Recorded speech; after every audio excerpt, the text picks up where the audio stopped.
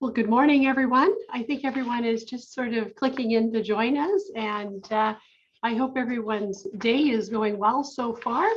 For those of you on the West Coast, it's an early day and it's a little rainy. I don't know how the East Coast is going, but thank you for taking the time out of your day, and I hope we can give you some updated information that has been a bit of an overview and is beneficial for the future. It looks like we have a few people that are coming online now, and we're just a few minutes into the program. So we're just actually going to say that it's been an interesting year, obviously, for many of the HAC members with COVID-19. It has been maybe some of the flight schools have less impacted than some of the operators. However, we've definitely had to adapt to many of the changing regulations in the last year that have been put out very quickly, in some cases by the federal government, to assist with all the COVID-19 protocols that have been changing. So to start sort of talking about the last year in advance, we're just going to go and talk about the Category 4 medicals. And on the Category 4 medical, excuse me, what brought this about? Well, at the beginning of the pandemic, Transport Canada was experiencing quite high volumes of applications. And we had Dr. Tyler Brooks came into Transport Canada. He's been excellent at keeping the industry up to date in the last 20 months on the weekly stakeholder calls. And like many of us, Transport Canada has had staffing challenges within civil aviation medicine. Those are being taken care of, and the processes are being straightened out as the year has progressed. So when the whole pandemic started, it was about 3,000 applications that were in the queue. And as of last week, there was about 600. So I think all of us will see faster response time for the aviation medicals. So and I know most of the flight schools know this, but Transport Canada is encouraging students schools that when students come in to inquire, if they can get their medical as soon as possible, and this will enable the process to keep moving. There's a process that's being set up at Transport Canada called the EMER, which is an electronic way that the CAMIs can essentially put in the applications. And so we're suggesting, certainly with the students that we come across, that we research the doctors and go to those doctors that do have the ability to put in the EMER system and do that electronically. And if that system is used, then it's about 40 working days that the service time is actually on that type of process. So when flight schools do make a recommendation to a student for their medical, they might want to, if the student is thinking about getting started in the next couple of months, they could do a class 1 or 3 as they're used to doing, but they can also do and ask for a class 4 medical. And if the CAMI that they go to, the civil aviation medical doctor, does the class 4 at the same time, then the class 4 paperwork can then be taken to the flight school, and then the flight school can submit that to Transport Canada to acquire a licensing, like a file number for the student.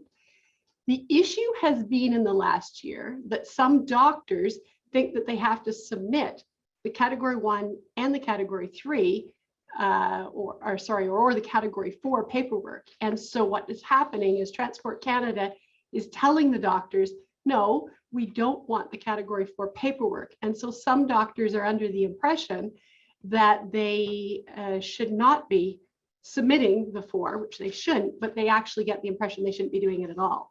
So what I'm here to sort of try to tell you is that the suggestion is we would want to keep having the Category 4 as an option for students that are looking to get their medical done quickly, and just realize that the doctors don't need to send in the Category 4 paperwork. We're sort of looking at, and this sort of takes me through the PowerPoint here, that the CAMIs, we have to make sure the students are aware that they do have to bring the applications back to the school. So some of the NCRs that came out that really supported the Category 4 medical this year was NCR 014/2021. And this exemption allowed the applicant to attempt a variety of exams. And that was the private, the commercial, ATPL, instructor exam as well as was in there. And that will be valid up to January 31st of 2022. The next exemption that sort of pertains to the same group is NCR 037/2121. And this exemption allows the applicants to attempt the private pilot, commercial, or ATPL skill requirement with a class 4 or a category 4 medical. And that is valid until February 28th. So the issue you could have is you could have a student that comes up to a written and a flight test, and now they want their license issued, and they actually are still on a category 4.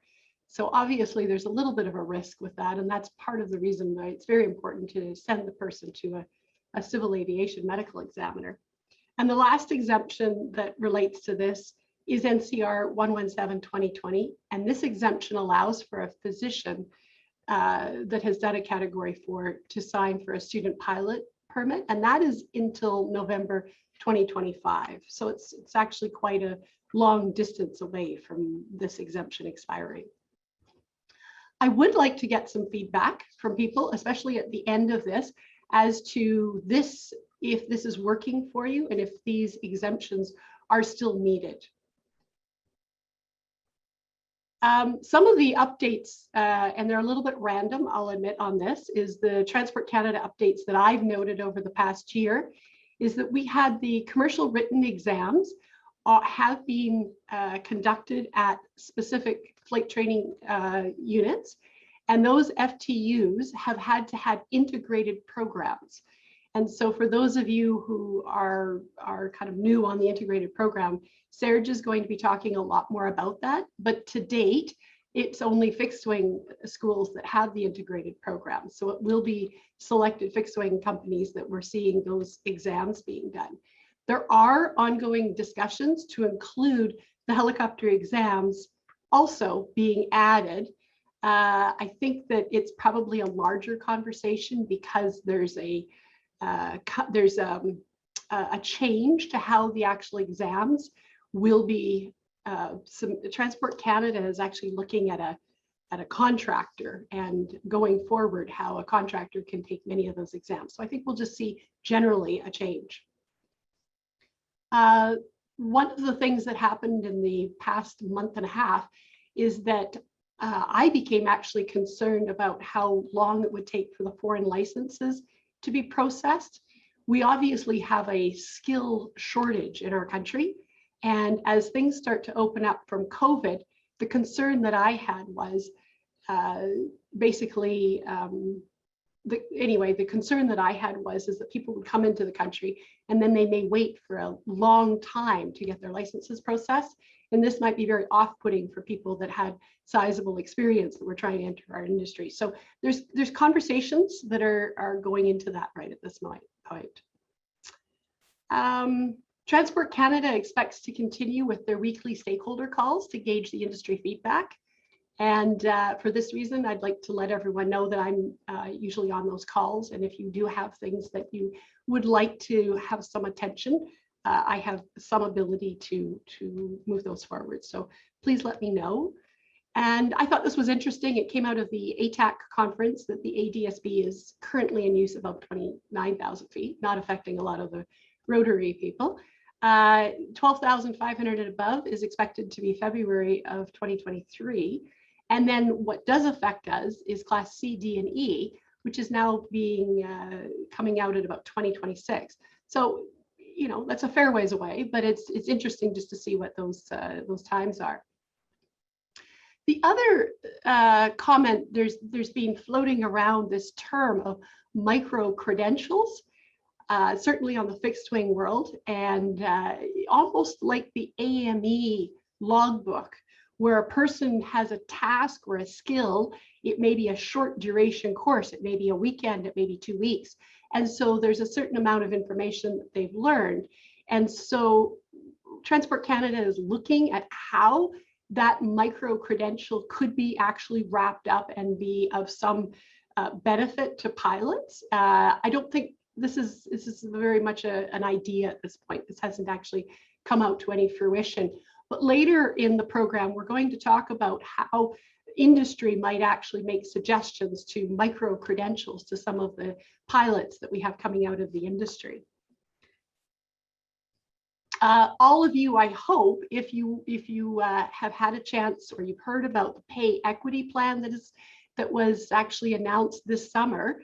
This pay equity applies to federally regulated employers. It came into effect August 31st. It applies to companies that have more than 10 employees. And for those of you who were just on the call earlier, I'm hoping that you actually had a chance to learn a little bit more about that, because it does affect the flight schools. It's clearly something that is affecting all of the flight schools with more than 10 people. And so with that, I'll monitor the chat, and I'm going to turn the floor over to Serge. And so he can take us through what is going on here. And actually, Serge, did you want me to do the PowerPoint, or did you want to share? What would you prefer? I can share it. Hopefully okay. we'll no problem with it. But okay, well, I'll let you go ahead with that, and I'll yeah. be working on the chat while you're talking. Thanks. Okay, just to add a little bit to Kathy, some of the point Kathy mentioned, that was the I've been told 80% of the doctor now are they submit their paperwork, electronically anyway. It's increasing, the number is increasing, but that's the change of policy for all of them, to submit that anyway. And another thing I want to mention, because what Kathy mentioned is Transport Canada is contracting Oxide of TC to produce some exam question anyway, and that will be both on the airplane and the helicopter anyway.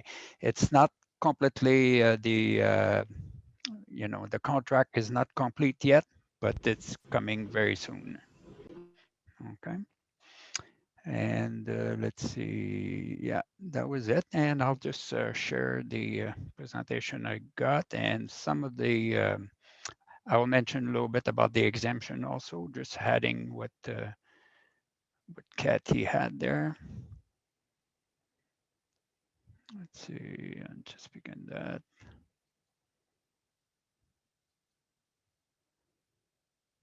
Hopefully you can see it now.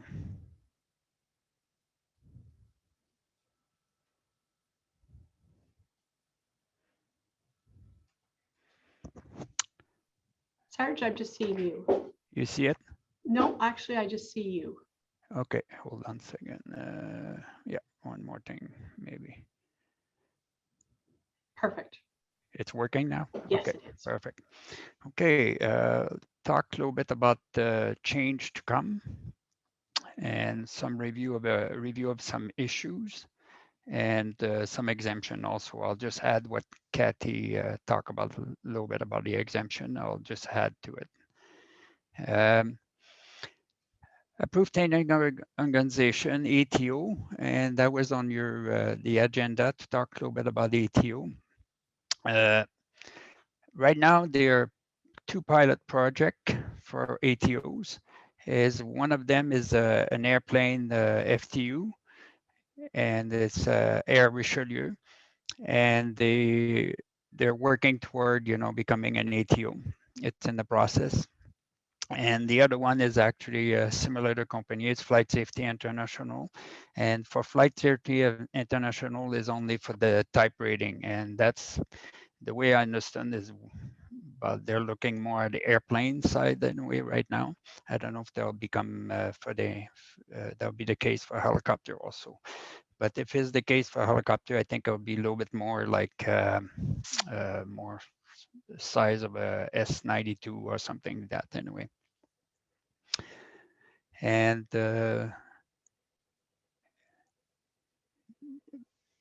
Kathy mentioned about the integrate course, and integrate course has been for helicopter, for airplane, for many years.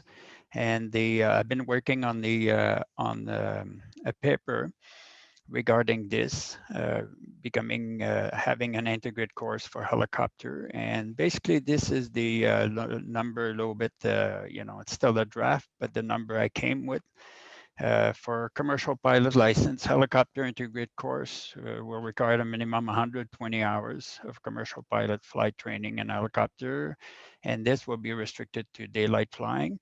And the 125 hours would be that will include, the night rating. And there'll be 85 hours of dual instruction flight time under direction of supervision of the holder of a flight instructor rating helicopter, naturally. And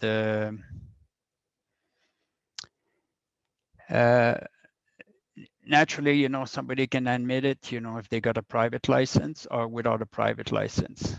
Okay, and the case of applicant to hold a private license, helicopter restricted, there will be a maximum of 24 hours of flight training in a helicopter, including 19 hours of dual training. Flight time may be credited toward 120 hours of training. And in the case of applicant to hold a private pilot like helicopter with a helicopter night rating, a maximum of 25 hours, and that will include 20 hours of dual, and that can be credited toward the 125 hours.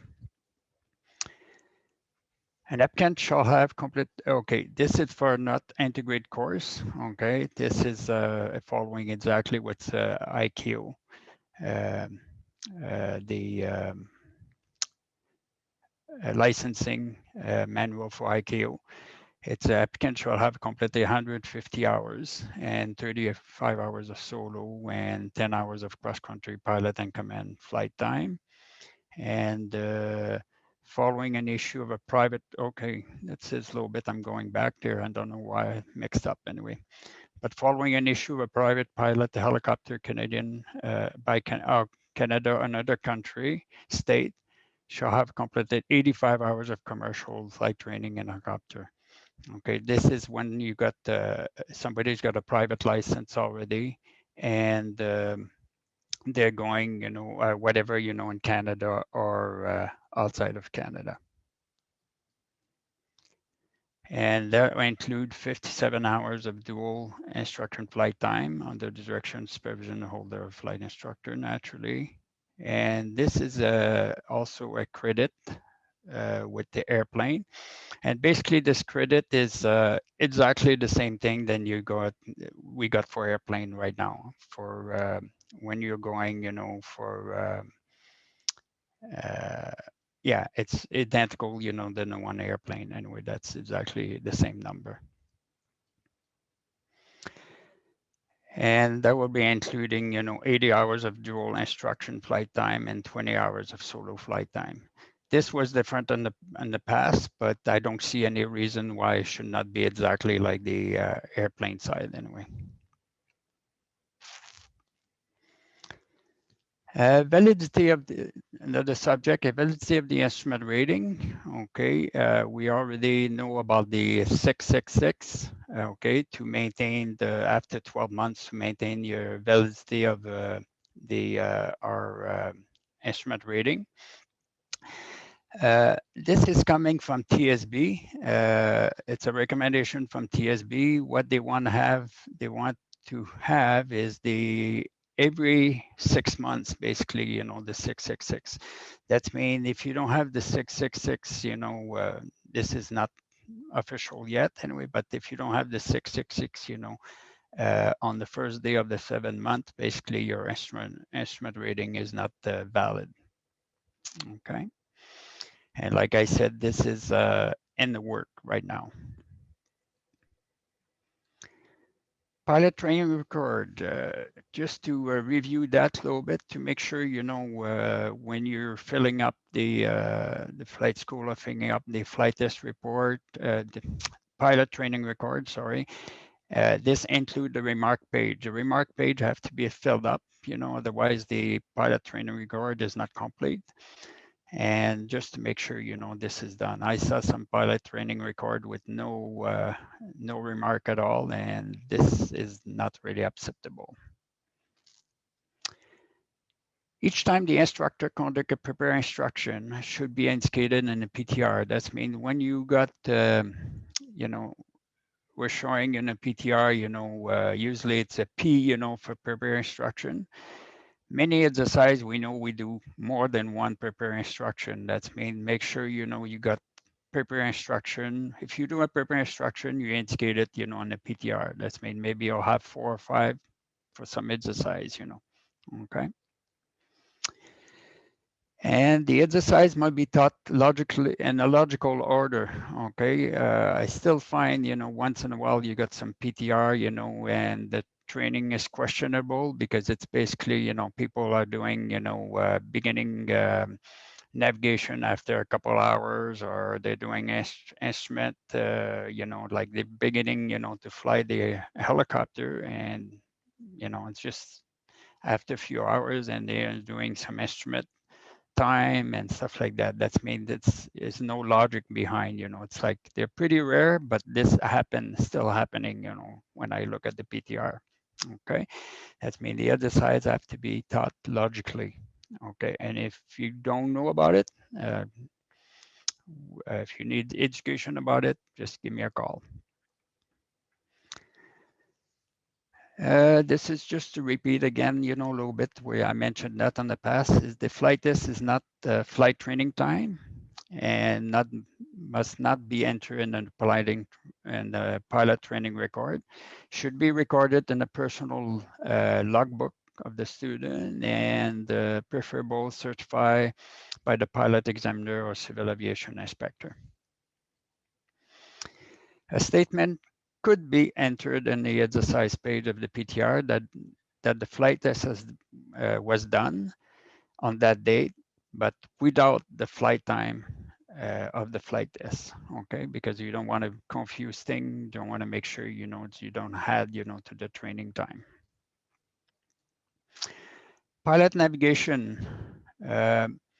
This is what is in the flight training manual and the flight instructor guide. You know, it's basically, you know, it's like that's what a navigation across country is all about. Okay, it's in the work right now to change that. Is an NPA, and they are currently no definition for a cross-country flight and decision. The proposed amendment is to have a minimum of 25 nautical miles radius from the point of departure. Okay, that's the only time you'll be able to count, you know, that as a cross-country, and that's an NPA.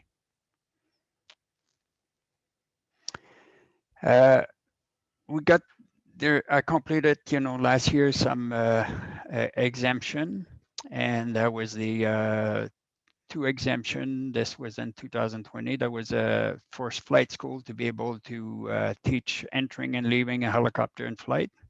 Okay, and that was this exemption.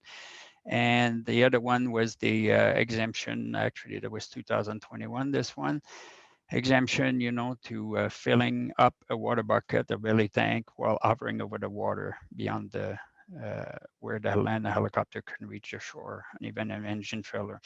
That's mean because before that, flight school were not allowed to do that, and that was it's only done, you know, before that, that was only done for Part 702. Talking about a little bit about the exemption also, Kathy mentioned that about the 117 2020 category, and this was an NPA has been draft for that one, you know, to be changed of a regulation, and that's mean when this change for regulation will not need the exemption anymore. Another one, I think, I don't know if you mentioned this one, is section of privilege to endorse a permit for license only expired upon receive a new permit or license. Okay. And there was an exemption on that, and it's up to January 31st, 2022. And this one I didn't see nothing about extended, but I got the feeling that will be extended. I got small doubt, you know, that will not be extended. Two of the one, the flight test without having written the exam is to be replaced. This one, I don't have a number yet, but it's to be replaced. And extendability of writing exam by additional 10 months, and that will government to 34 months. Both right now, they're January 31st. But this one on the top, you know, the 2021 is to be, it's drafted right now and it will be extended. 18 is decrease the requirement for experience in writing for the writing the exam, and this one will be is to be replaced also. Okay, and the other one here is to extend the validity of the Canadian Aviation Document, the booklet. And this one is up only to December 31st, 2021 right now, but there's another one that was draft is maybe it's not out yet, but it's very close to be out to be signed by the director. That's mean there'll be 057 and this will extend, you know, that will be extension for that exemption. When you, I don't know if everybody knows about that, you know, you can find, you can Google that very easy, you know, it's like exemption search. And sometimes because exemption are a little bit hard to find, you know, on the Canada, Transport Canada site, you know, you got to look, you know, one after the other one. I find the best way to find one is you go on that page and you got exemption, you put provision, because usually when it's when you open the page here, it's like aircraft. It's written aircraft or registration or something like that. And then you put provision, and then you put the regulation and you know you're looking for, and by searching you'll have, you know, all the exemption, you know, regarding, you know, that regulation. It's make thing way easier. After that, when opening that, they give you the number exactly of the exemption, and you can go have a look at the exemption. And that's the website, you know, to reach that page anyway. And if you want it, just ask me and I can send it to you. And that's it. And if you got some question, you'll be go ahead. Otherwise, thank you very much. And I will try to unshare that. Thank you, Serge. And I sort of dropped the ball there. I should have actually introduced you. And as we started, we're sort of on these computers, and I'm so used to, I think most of you know who you are, but obviously Serge Cote from Transport Canada. And I really appreciated you taking the time. And so everybody knows a little bit of background. I asked Serge to sort of share with him share with us any of his issues that he's had with the flight training industry at large in the last year, and also whatever is coming up. Maybe we can just sort of, did we have any questions for Serge at this point from the floor? I see the chat is quite quiet, and I just wondered, maybe perhaps one of the questions that I had, Serge, was how soon, because obviously on the flight training side, we have to start letting people know in advance. A lot of people are looking at their funding and what have you. What sort of time frame do you think we're looking at before we would see changes of the increase in the flight time total hours? Yeah, I've been working quite a bit on the I keep changing it. This is the I think is my 8th draft or whatever of the paper, you know, to change those hours. And you know, slowly, you know, as the time is coming, you know, I've been changing a few things on it, you know. I would like to send that, you know, to my boss again, because that will be, you know, before the end of the year, and to make sure, you know, he agree, you know, everything, you know, with the paper. And this way, after that, you know, we can begin the process, you know, to change the regulation. Yeah. Okay, so we're looking at still a little bit of time out. A little bit of time, yeah, that's right. Okay. Yeah, yeah. Okay. Well, just the timing, I think, is we've been getting used to having things happen very quickly in our world with COVID. Yeah, that's right. It's nice to have how long it will actually take. Okay. I'm just going to start sharing my screen again, and I'm just going to go back and talk a little bit about the Wildlife Act. Are you seeing my screen now that we're looking at wildlife? Okay, great. So there's some things that are happening in British Columbia specifically, and I'm not aware of what's happening across the country on this particular issue, but I suspect that it's similar in other places. As we're aware, many people had a chance to be at home in the past year and a half, and so Transport Canada has been putting a lot of well, they've been receiving a lot of complaints from people that are of aviation noise.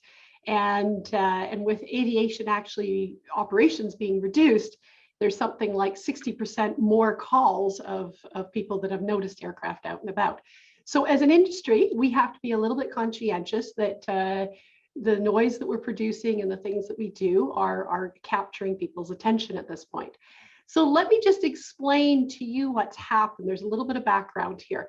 The provincial government looks over the Crown land. And so they are actually looking at land usage. And so land usage is primarily people that are going to go and shut down, walk around, build fires, have camp or what have you for the night. Those are more what they're actually interested in. They're also interested in anybody who's obviously going to heli ski, heli hike, heli bike. And so those people have tenure and they have to apply.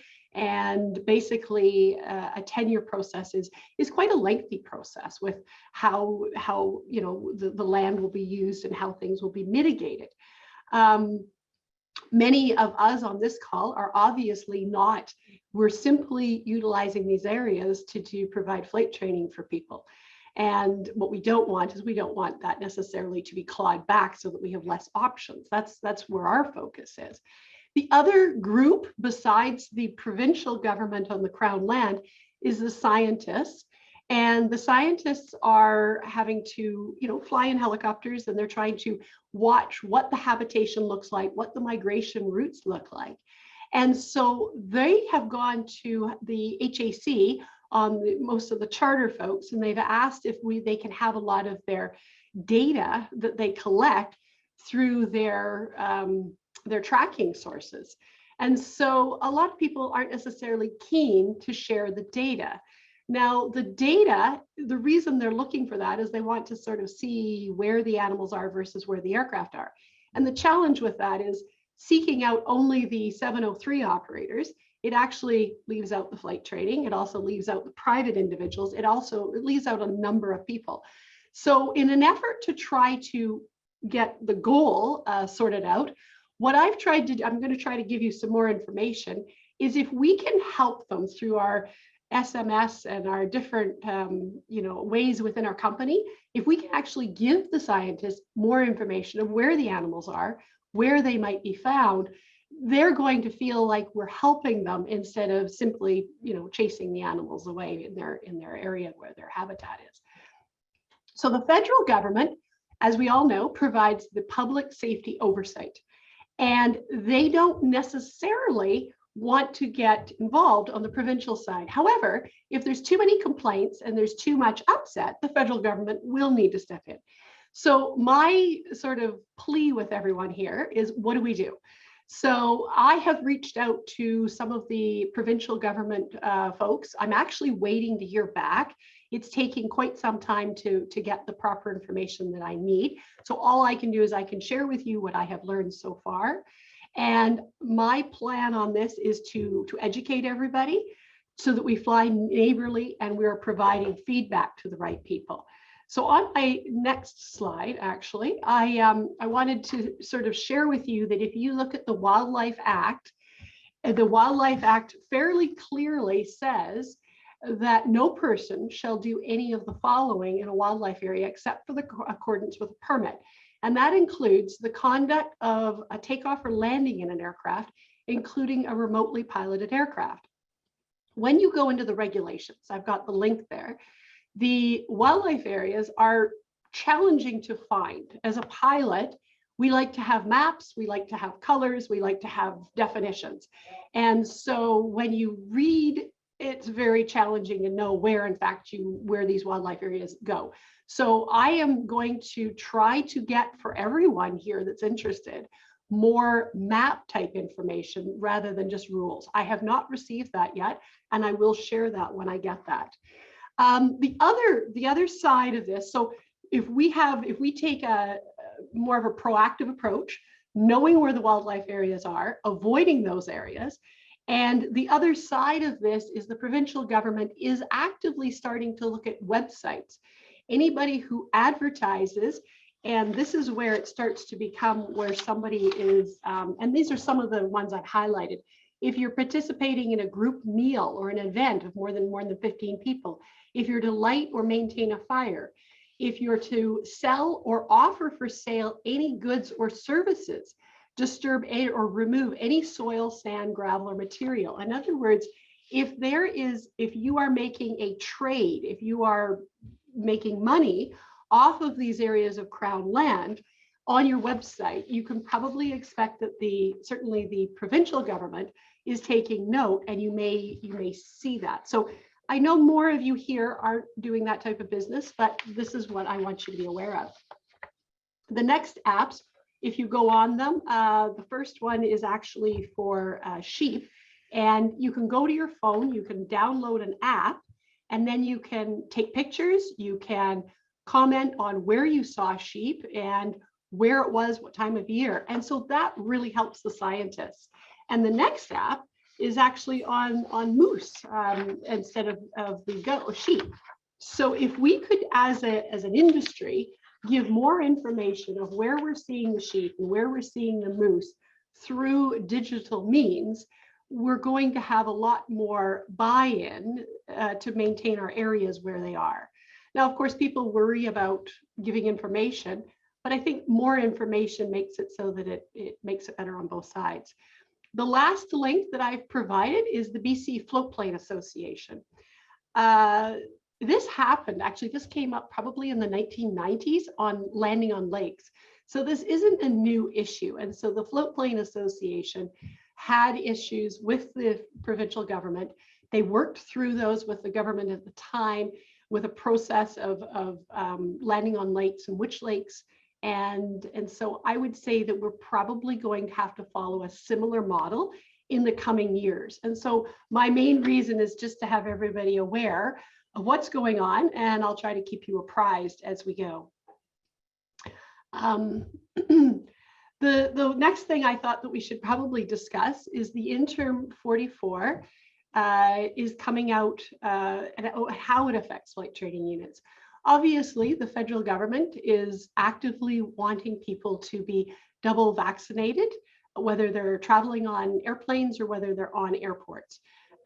So, you know, a 90% group of people that are vaccinated, it's only a very small group of people that we're sort of trying to learn where the rules are and how we are going to actually dictate policy.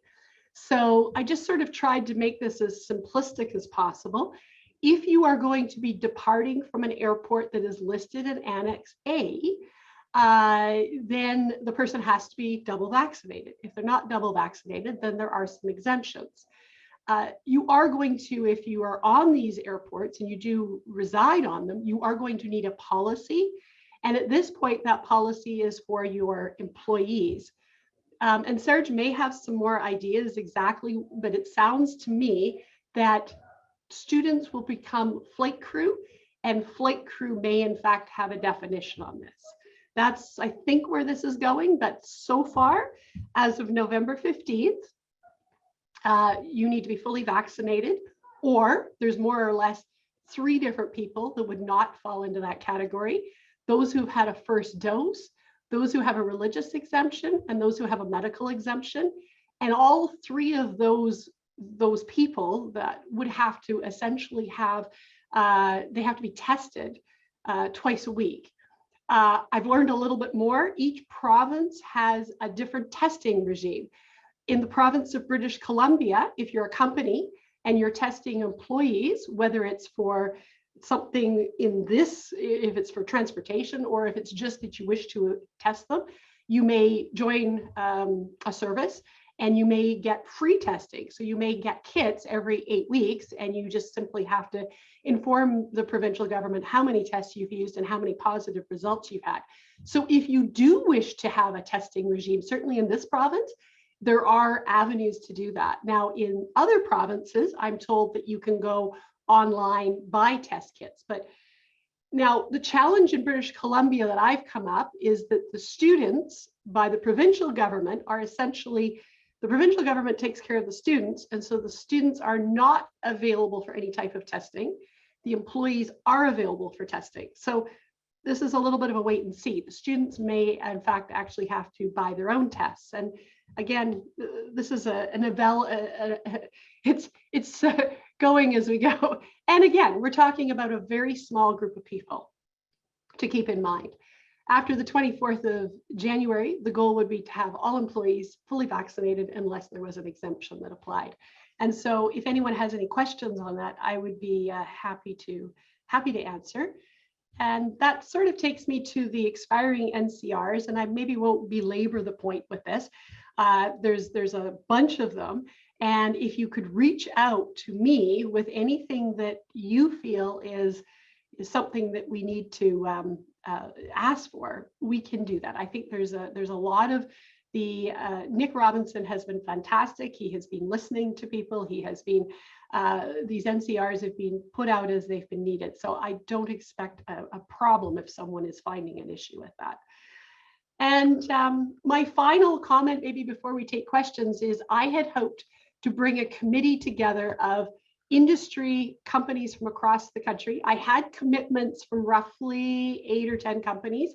And truthfully, between the mandates, between the floods that we have out here, I have not been able to get a committee together. And so my goal in that regard was if we could get some of the larger companies to tell us what their training needs are, give us an outline of how many people they expect that they need to hire, experienced, possibly inexperienced, and what types of things that will make it so that somebody is more hireable.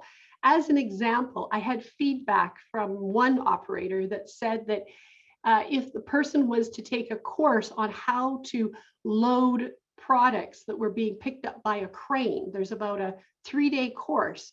And I know it's a provincially regulated course. It's approximately $2,000.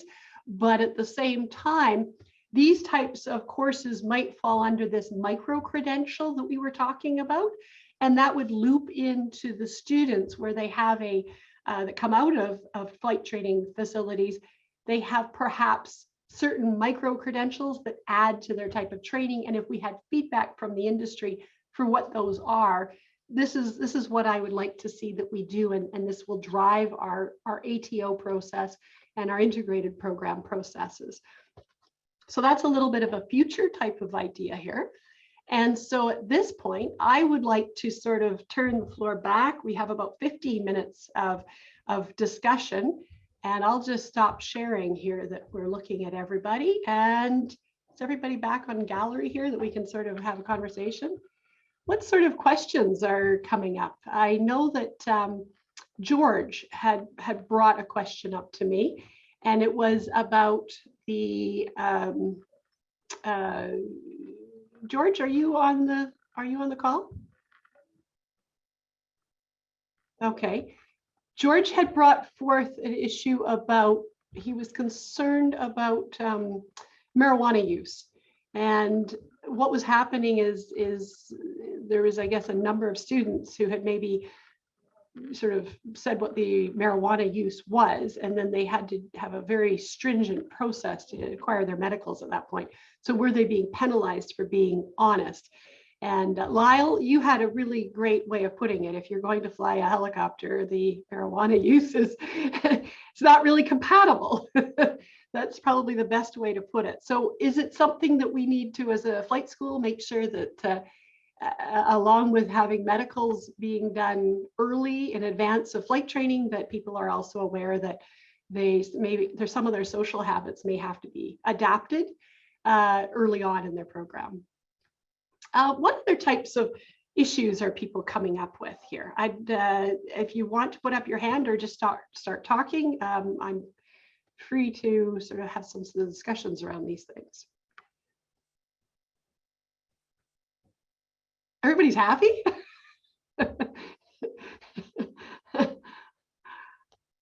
Okay, well, I guess that maybe I have a couple more questions then of Serge, I just one thing, Serge, is has the airtime flight time discussion sort of continued within the I'm sorry, but has there been any update on that? I did a little bit research on this. I'll just again, I'll just look on my note here what I did. And you can be vague. I just wanted to Yeah. re-engage Yeah. the conversation. The only place I found, the flight time and they had the definition, identical to ICAO. Yes. It's EASA. Mhm. I tried to find one, for a different country, but none of them, they got basically the same definition than we got in Canada. EASA's got exactly this, basically the same definition than the ICAO for helicopter. The only difference with the EASA is because and I look, actually it took me a little bit of time, to find they got a manual easy access rule of aircrew. And I was on page 1149 and I found, what was the requirement, for a non-integrate course and an integrate course. And what I found was like the minimum hours was 195 hours for a non-integrate course and 140 hours of dual time. It's a little bit more complex than that, but if you go in that manual, you can, I just put the minimum hours for integrate course. There was 150 hours and 95 hours of dual time. That's mean. Okay, we're looking, at the, not the same hours. We're looking at different definition, but not the same hours, for EASA. Because when I'm looking at the definition of ICAO, what I'm a little bit concerned about is I put something like that, for a commercial license, they're about 60, for when we look at the 100 hours, there's about 65 hours of dual. If we calculate a minimum average of 10 minutes for start and shutdown, we're left with 50 hours in the year. And I don't think so. 10 minutes is not a very generous number, but anyway, I put 10 minutes anyway.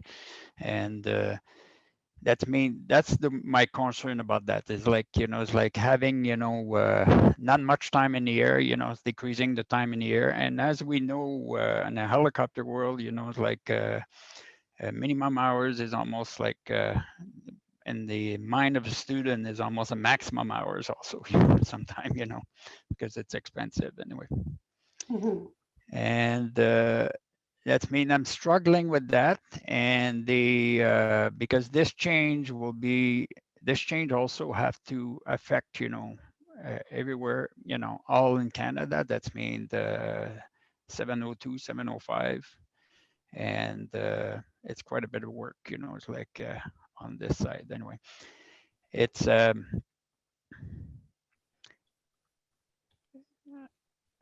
anyway, if you can find more country who have changed their time and let me know, because Okay. the only one, is like I said, the ESA is the only one I found, nothing else, Well, I think the challenge is that how people are carrying it out versus the definition. The definition isn't of question, it's the how it's actually delivered, I suppose.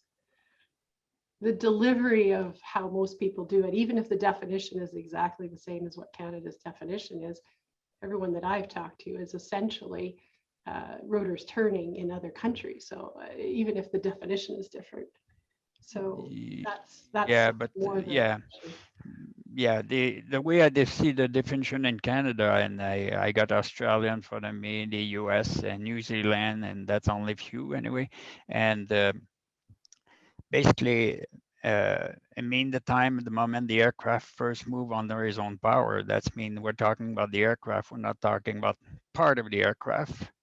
And purpose of taking off until the moment it come to rest at the end of the flight. For me, it's like right now that definition telling me, it's like when we are, you know, moving the aircraft itself. You know, that's mean on skid, it's a takeoff basically, and to the end of the flight. You know, that's the way I see it. Some of the country, if they're not following, you know, and I'm telling you, you know, the one from Australia, the one from the US and New Zealand are almost identical than the one in Canada. That's mean if they're not following that, it's like, I mean,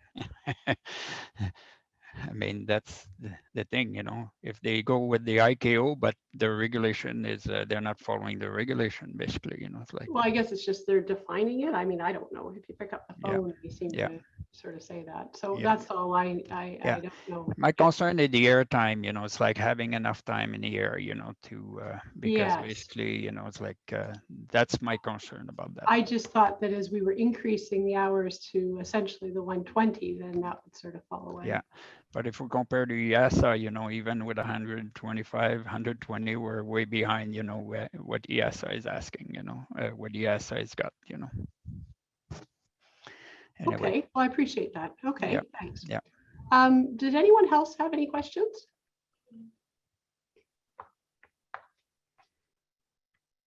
Okay, I'm really surprised. I thought we would have a little bit more discussion around some of the activities that we've had in the last year. Hello, Kathy. Yeah. Hi, Sorry, Christian. Kathy, it's Christian from Cork City. I'm with Frederick Ellie right now, and he have a question. Hi, Kathy. Hi, Serge. I had the pleasure to talk with Serge a couple of, maybe 1 month ago, about the study reference guide for helicopter course and the updating of this document. Maybe Serge can tell us a little bit about it, if you have news about it, because it's very old. And there are some updates about the regulation parts that are not updated in the reference guide anymore. Okay, I'm sorry, you were kind of cutting in and out. What document are you referring to that needs updating? Sorry, I was very far from the microphone.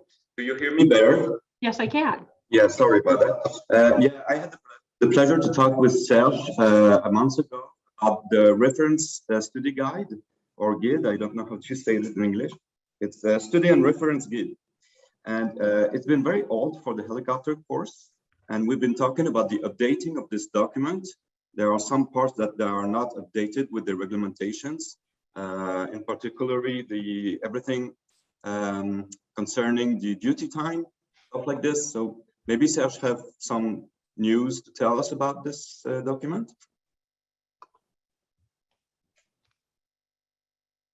You're on mute. Serge, you're on. Sorry, I'm mute. Okay. Yeah, I missed a little bit of a part of time, but I think you're referring to the study guide. Yeah. Yeah, I know it's have to be, this is a little bit connected, you know, to the contract we're doing for the exam right now. And that's because some of the contractor will produce some exam question, and we'll have to update, you know, the study guide at the same time. That's mean this is, I'm planning to do that at the same time anyway. But right now, been busy with many other things, you know, it's like, you know, I'm also with the document, which I was not happy about it, is like the flight training manual. And I'm working on the flight training manual right now. I'm up to, it's a size 20 and navigation and working my way up.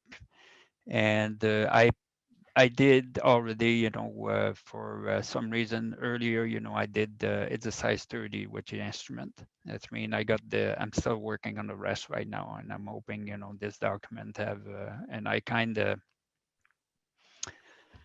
promise I will not retire before the document is out. Okay. Yeah. And yeah, anyway, hopefully they answer your question. Yeah, thank you. No, thank you, Serge. And well, we have about 3 minutes to go. Are there any other questions? Lyle, did you have anything that you wanted to bring up? Okay. All right. Well, Kathy, yes. there is a question in the chat that was Okay. sent to me from Sheena. Is there consultation on update of the FTN? Sorry, the FTN, consultation of the FTN? FTM as in, Oh, flight training manual, the consultation. Yeah, that's a good question, actually. Serge, is there any consultation on that? Are you looking for feedback? Is there? Yes, I will actually, flight training manual, obviously I will, it's like, as I'm getting forward right now, I'm thinking, slowly, to begin some consultation of some part of it. Because it's, sending that to somebody right now, it's like, I'm up to about, I think 70,000 word in there, that would be a big document, to go through. But I'm thinking about some exercise, to send it to different people, and this way, having a start on consultation, like basically, making, looking at it, roughly, and having a idea. I did a little bit of a consultation when I was going, to this year I did a number of monitor for pilot examiner and flight test, and I did a little bit of consultation with people I met, through it, and I find that was very positive, and that's the reason I would like to, to do more consultation, but with different people, because I find it's like I cannot send that to basically everybody in one shot, because otherwise that would be, I will never see the end. That's mean have to be a slow, a special process, I guess, because it's such a big document. Okay. Understood. And it sounds like I'm not seeing some hands that are being raised. I'm sorry about that. There was a question from BC Helicopters. Can you go ahead? It's a bit off topic, so I lowered my hand again.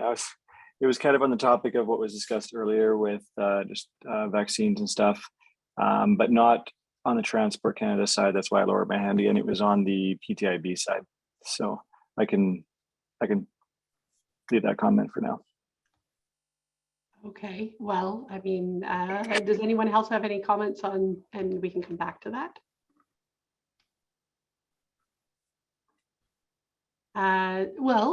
Sancho, I think it is. The PTIB, what was your concern there or comment? Yeah, not as much a concern, just as an interpretation, just because I know we talked about anyone on airport, obviously it was affected by the Transport Canada mandate. And then we've more recently received the more correspondence on the PTIB side that just, it was fairly clear, but somewhat vague as well, just to me at least as well, on how, if it applied to every single employee or more on the flight side of things for the requirement for vaccination. It seemed like it was all around healthcare courses, Yeah. what have you, from what I could see. It was fairly clear that it was students that were in student housing that required vaccination. And then it was essentially students in most healthcare type of courses. It didn't strike me that it was to this type of business. Okay, that was what was unclear to me. It was, yeah. I didn't notice that. Lyle, you're probably on the PTIB side of things too. It didn't stand out that there's been changes, that all students are requiring masks that are in the company. And I don't know, Serge, do you have any sense in Ottawa where this is sort of going on the mandate side from a student point of view? No, unfortunately, I checked on that and I got nothing. Everything what you mentioned, that's it. I don't have nothing else. Yeah. Okay. Yeah. Okay. All right. And I guess the comment that I sort of see and I feel and I see in the chat is, yeah, what does our future look like? Because we are increasing the hours. We don't have, I've really tried to change on some of the financing models that we have with the provincial government. We're not, we have $55,000 of funding available for someone who wants to become a pilot. And we are short people. We're seeing people right now that are, are getting hired, quite quick, rapidly out of school. And it is actually a bit of a concern of where we're going. And I don't have any answers for that. Obviously, there's been a lot of effort on the financing side now that, we've spent as a country a lot of money. I suspect that there'll be less, it'll be more challenging for the financing. And the impact is greater that we have. And obviously, from a business perspective, one of the reasons we're watching the vaccine mandate is because some of the people, it actually will reduce some of the interest from some of the folks outside the business. And so it means fewer people coming into the business. It means fewer people coming in because the hours are greater. And it means our costs as an industry, I would say the next year, our greatest risk is the amount of inflation that we're having to work with. And even with the reason I keep the flight time, airtime, I have this bone to pick, is because it basically increased our cost 10% before the pandemic. And so here we are sort of going in with insurance and all these things. And so I think for the flight training, all of us, we're feeling that inflation side, and what does that look like in the future? And I don't have any answers. If anyone has any thoughts on that, I'm willing to hear if anyone has any thoughts or solutions. But I do think we have some challenges. Anyway, on that, let's hope that we all stay really healthy and we have people that are, we've seen some, as an industry, we've had a lot of business in the past year because of all the different instabilities we've had in our economic climate with climate change. And I really hope everyone stays well. And if you want to follow up with any questions, please feel free to follow up with me. Serge, thank you so much for your time, taking the time to lead us and let us know what is going on. And we appreciate you taking the time. You're welcome. Thank you. Yeah, thank you, everyone. And everyone have a great day, and take care, okay?